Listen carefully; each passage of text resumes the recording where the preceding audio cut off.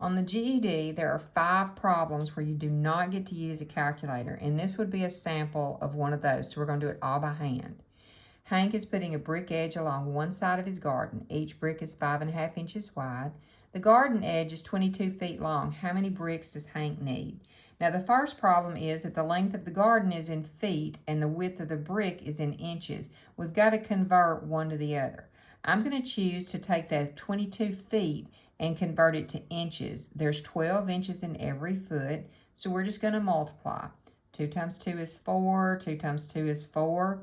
Now to do the tens digit, 1 times 2 is 2, 2, and then add.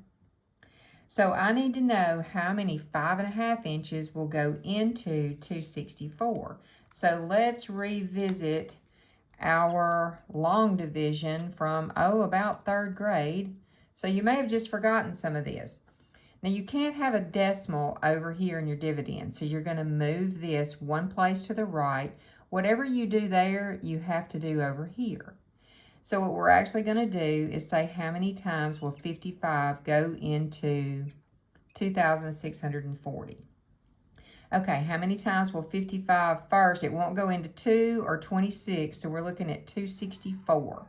Well, probably 4 times, but if you want to check it real quick first, let's come over here and multiply it. 4 times 5 is 20. Carry your 2, so it's 220.